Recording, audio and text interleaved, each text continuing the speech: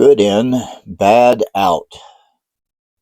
Boundaries help us to distinguish our property so that we can take care of it. They help us to guard our heart with diligence. Proverbs 4 verse 23, New ASB. We need to keep things that will nurture us inside our fences and keep things that will harm us outside. In short, boundaries help keep us keep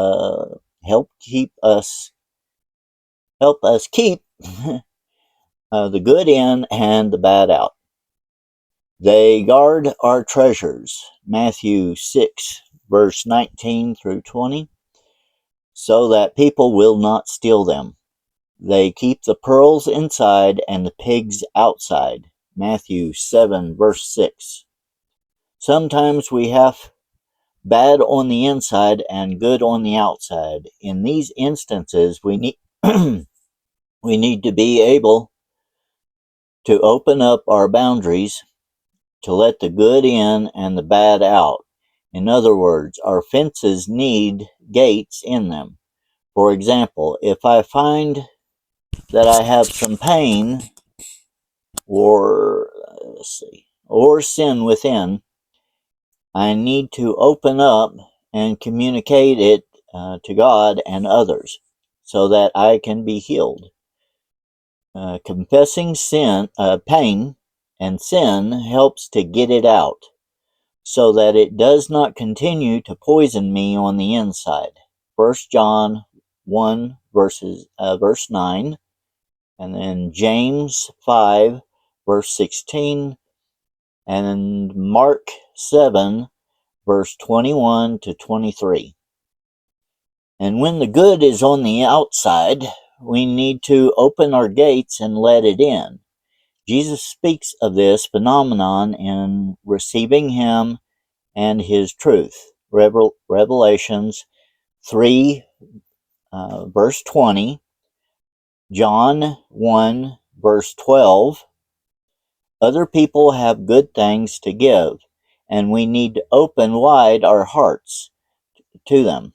2 Corinthians 6 verse 11 through 13. Often we will close our boundaries to good things from others, staying in a state of deprivation. In short, boundaries are not walls. The Bible does not say that we are to be walled off from others. In fact, it says that we are to be one with them. John 17 verse 11. We are to be in community with them, but in every community, all members have their own space and property. The important thing is that property lines be permeable enough to allow passing and strong enough to keep out danger. Often, when people are abused while growing up, they reverse the function of boundaries and keep the bad in and the good out. When Mary was growing up, she suffered abuse from her father. She was not encouraged to develop good boundaries. As a result, she would close herself off, holding the pain inside. She would not open up to express her hurt and get it out of her soul. She also would not open up to let support from the outside in to heal her. In addition, she would continually allow others to dump more pain into her soul. Consequently, when she came in for help, she was carrying a lot of pain, was still being abused, and was walled off from support from the outside. She had to reverse the ways her boundaries worked. She needed fences that were strong enough to keep the bad out and gates in those fences to let out the bad already in her soul and let the good let in the good that she desperately needed. God and boundaries. The concept of boundaries comes from the very nature of God. God defines himself as a distinct, separate being, and he is responsible for himself. He defines and takes responsibility for his personality.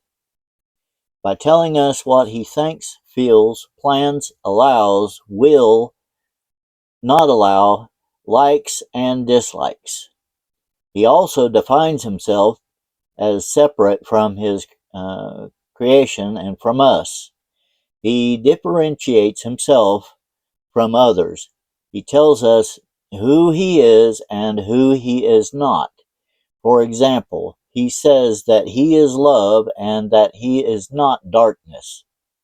1 John 4 verse 16, and also 1 verse 6. In addition, he has boundaries within the Trinity. The Father, the Son, and the Spirit are one, but at the same time they are distinct persons with their own boundaries. Each one has his own personhood and responsibilities, as well as a connection with the love for one another. John 17 verse 24. God also limits what he will allow in his yard. He confronts sin and allows consequences for behavior. He guards his house and will not allow evil things to go on there. He invites people in who will love him, and he lets his love flow outward to them at the same time. The gates of his boundaries open and close appropriately. In the same way, he gives us his likeness, Genesis 1 verse 26. He gave us personal responsibility within limits. He wants us to rule over the earth and to be responsible stewards over the life he has given us. To do that, we need to develop boundaries like God. Examples of boundaries. Boundaries are anything that helps to differentiate you from someone else, or show where you begin and end. Here are some examples of boundaries. Skin. The most basic boundary that defines you is your physical skin. People often use this boundary as a metaphor for saying that their personal boundaries have been violated. He really gets under my skin. Your physical self is the first way that you learn that you are separate from others. As an infant, you slowly learn that you are different from your mother or father who cuddles you. The skin boundary keeps the good in and the bad out. It protects your blood and bones, holding them on the inside and all together. It also keeps germs outside, protecting you from infection.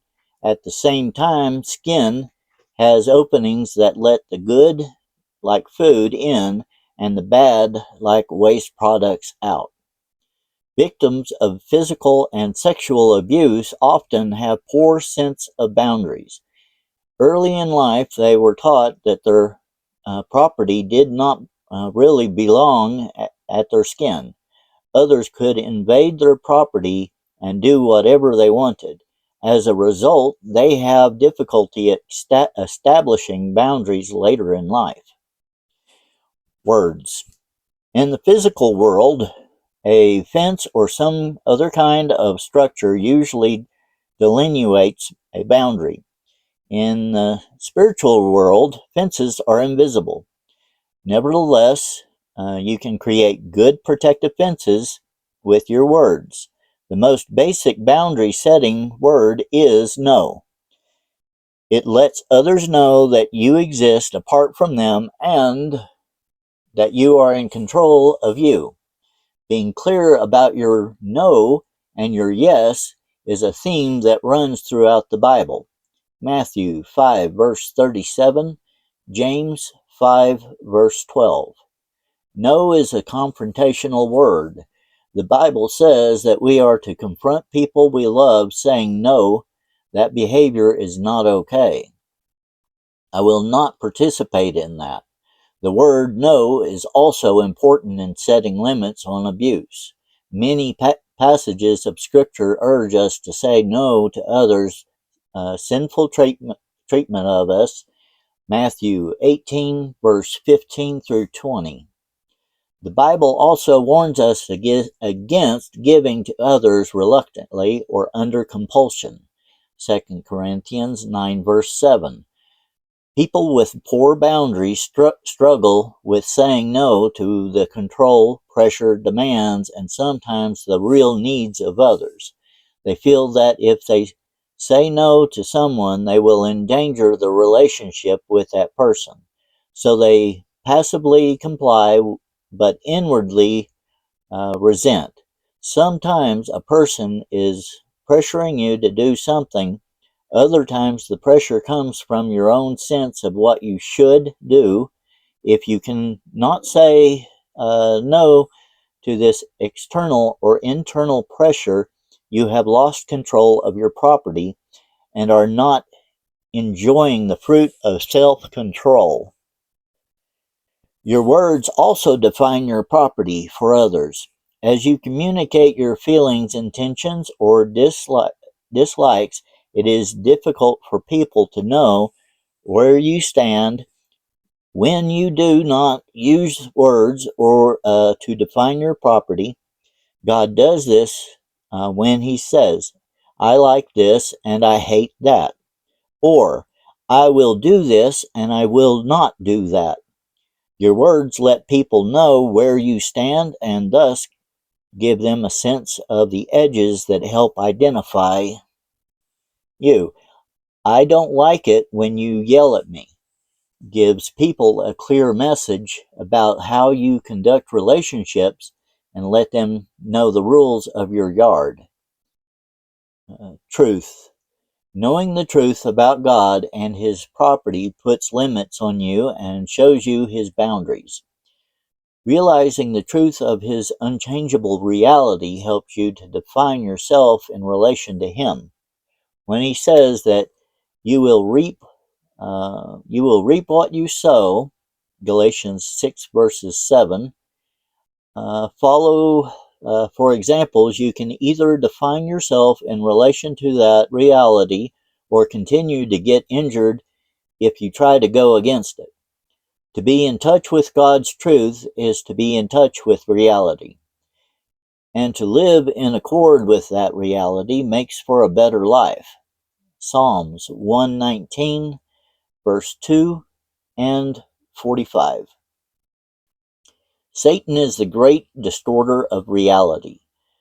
Recall in the garden when he tempted Eve to question God's boundaries and His truth.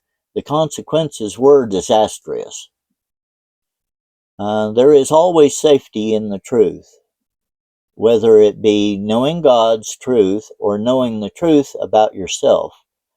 Many people have scattered the tumultuous lives trying to live outside of their own boundaries, not accepting and exposing the truth of who they are. Honesty about who you are gives you the biblical value of integrity or oneness. Geographical distance. Proverbs 22 verse 3 says that the prudent see danger and take refuge. Sometimes physically removing yourself from a situation will help maintain boundaries. You can do this to replenish yourself physically, emotionally, and spiritually. After you have given to your limit, as Jesus often did, or you can remove yourself to get away from danger and put limits on evil. The Bible urges us to separate from those who continue to hurt us and to create a safe place for ourselves.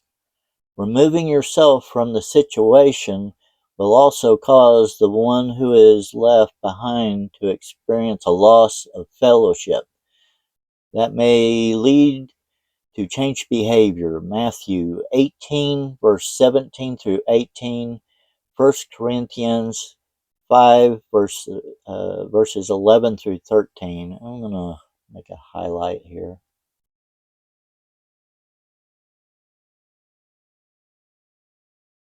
Okay.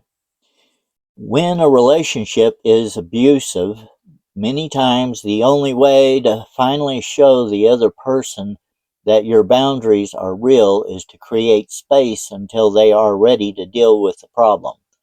The Bible supports the idea of limiting togetherness for the sake of binding evil. Time. Taking time off from a person or a project can be a way of regaining ownership over some out of control aspect of your life where boundaries need to be set.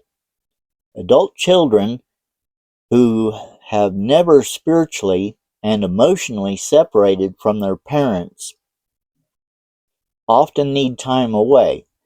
They have spent their whole lives embracing and keeping Ecclesiastes 3 verses 5 through 6 and have been afraid to refrain from embracing and to throw away some of their outgrown ways of relating. They need to spend some time rebuilding boundaries against the old ways and creating new ways of relating that for a while may feel alienating to their parents. This time apart usually improves their relationship with their parents.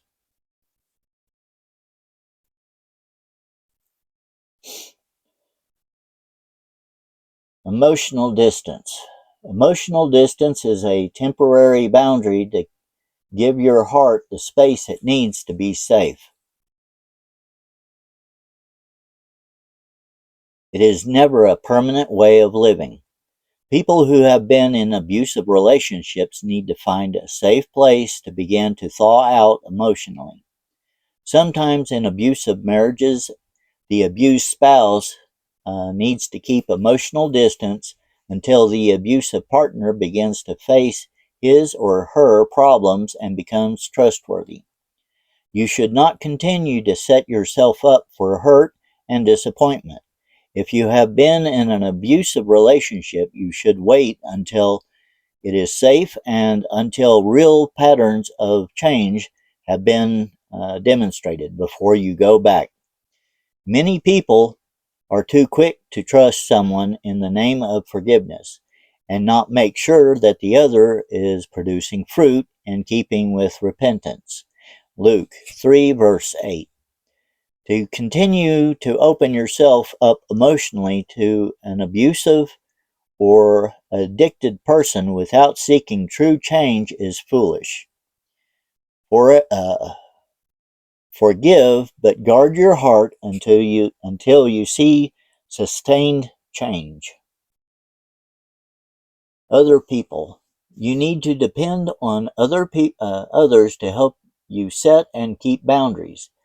People subject to another person's addictions, control, or abuse are finding that after years and years of loving too much, they can find the ability to create boundaries only through a support group. Their support system is giving them the strength to say no to abuse and control for the first time in their lives. There are two reasons why you need others to help with boundaries. The first is that your most basic need in life is for relationship. People suffer much to have a relationship, and many put up with abuse because they fear their partners will leave them and they will be alone if they stand up to them. Fear of being alone keeps many in hurtful patterns. For years, they are afraid that if they set boundaries, they will not have any love in their lives. When they open themselves up to support from others, however, they find that the abusive persons are not the only source of love in the world, and that they can find the strength through their support systems to set the limits they need to set. They are no longer alone. The Church of Christ is there to give them strength to ward off the blows against them. The other reason we need others is because we need new input and teaching. Many people have been taught by their church or their family that boundaries are unbiblical, mean, or selfish. These people need good biblical support systems to help them stand against the guilt that comes from the old tapes inside that tell them lies to keep them in bondage. They need support of others to stand against the old messages and the guilt involved in change.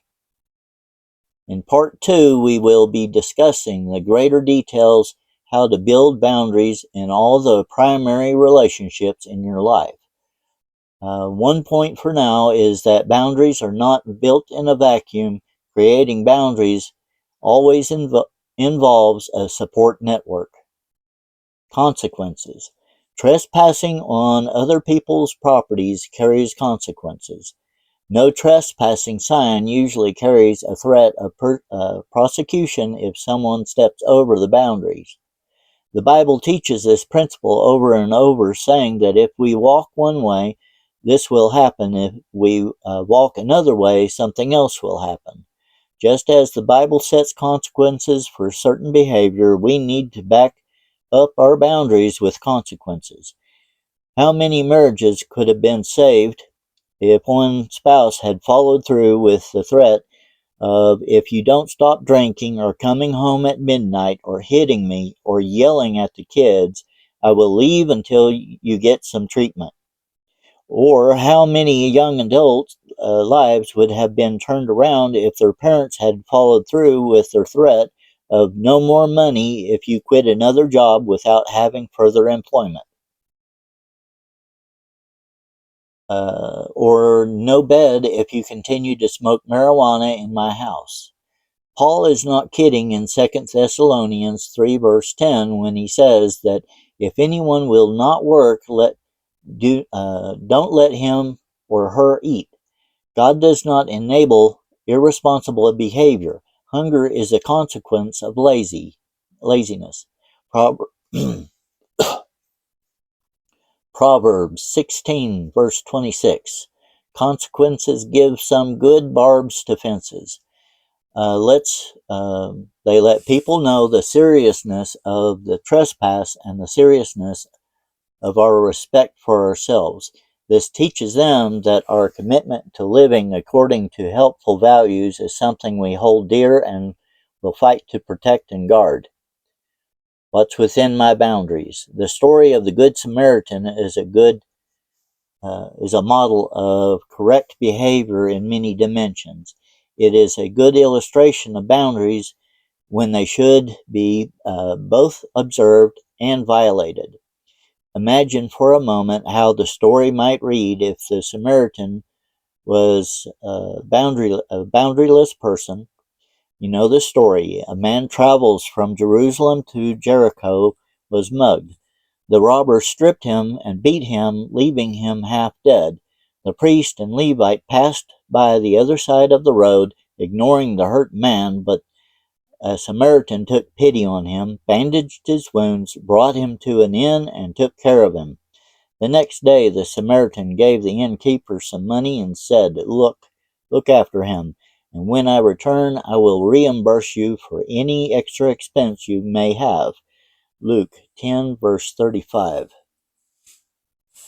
Let's depart from the familiar story here. Suppose the injured man wakes up at this point in the story and says, What? You're leaving?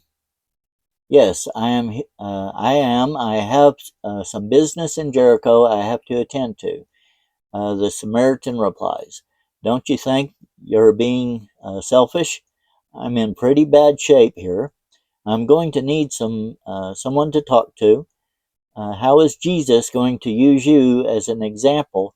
You're not even acting like a Christian, abandoning me like this in my time of need. Whatever happened to deny yourself? Why, I guess you're right, the Samaritan says. That would be uncaring of me to leave you here alone. I should do more. I will postpone my trip for a few days. So he stays with the man for 3 days, talking to him and making sure that he is happy and content. On the afternoon of the third day, there's a knock at the door and a messenger comes in. He hands the Samaritan a message from his business contacts in Jericho. Waited as long as we could, have decided to sell camels to another party. Our next herd will be here in 6 months. How could you do this to me? The Samaritan screams at the recovering man, waving the message in the air. Look what you have done now. You've caused me to lose these camels that I needed for my business. Now I can't deliver my goods. This may put me out of business. How could you do this to me? At some level, this story may be familiar to all of us. We may be moved with compassion to give to someone in need, but then this person manipulates us into giving more than we want to give. We end up resentful and angry, having missed something we needed in our own life. Or we may want more from someone else and we put pressure on them until they give in. They give not out of their heart and free will, but out of compliance, and they resent us for what they give. Neither one of us comes out ahead. To avoid these scenarios, we need to look at what falls within our boundaries, what we are responsible for.